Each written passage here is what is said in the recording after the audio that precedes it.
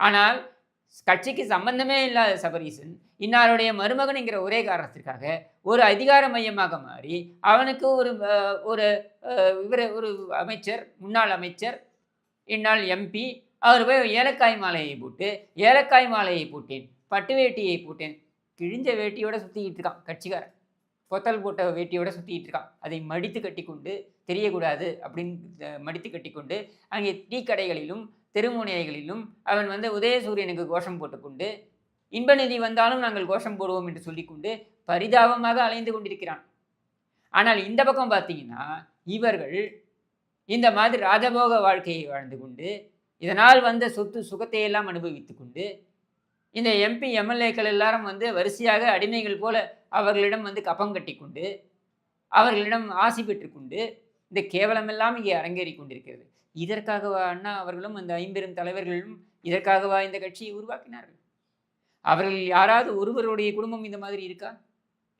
அவர்கள் யாராவது ஒருவருடைய குடும்பம் இந்த மாதிரி சொத்து சுகத்துடன் இதனால் அடித்து பிடுங்கிய சொத்துடன் இதுவோ உழைத்து வந்த சொத்தாக இருந்தால் யாரும் கேள்வி கேட்க போகிறதில்லை. இப்போ முகேஷ் அம்பானி வைத்திருக்கின்ற சொத்து அவங்க அப்பா திருபாய் அம்பானி கஷ்டப்பட்டு சம்பாதித்தார், முகேஷ் அம்பானி கஷ்டப்பட்டு சம்பாதித்தார், அடுத்து அவருடைய மகன் அனந்த் அம்பானி சம்பாதித்தார் என்றால் அதை நம்ம யாரும் கேள்வி கேட்க போகிறதில்லை.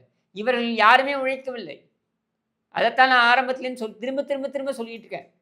மக்களோட மனதில் ஆழமாக பதிய வேண்டும் என்பதற்காகத்தான் கிளிப்பிள்ளை போல திரும்ப திரும்ப சொல்லிக்கிட்டு இருக்கேன்.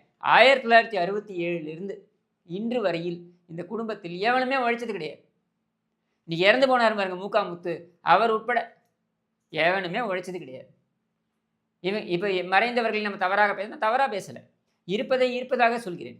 இவர்கள் யாரும் உழைக்கல. மூகா முத்து உழைச்சது கிடையாது, செல்வி உழைத்தது கிடையாது, இவங்க பிறந்த தமிழரசு உழைத்தது கிடையாது, அழகிரி உழைத்தது கிடையாது, ஸ்டாலின் உழைத்தது கிடையாது. இவர்கள் யாருமே சொந்த உழைப்பு சொந்த திறமை என்பதே கிடையாது. ஆனால் இவர்களுடைய மாப்பிள்ளைகள், இவர்களுடைய மாப்பிள்ளையோடைய மகள்கள் இவர்கள் எல்லோரும் இங்கே அதிகார வர்க்கமாக இருக்கட்டும் அல்லது இந்த கட்சிக்குள்ளாக இருக்கட்டும் இவர்கள் கோல் வச்சு வரலாம். இந்த அடிமை சாசன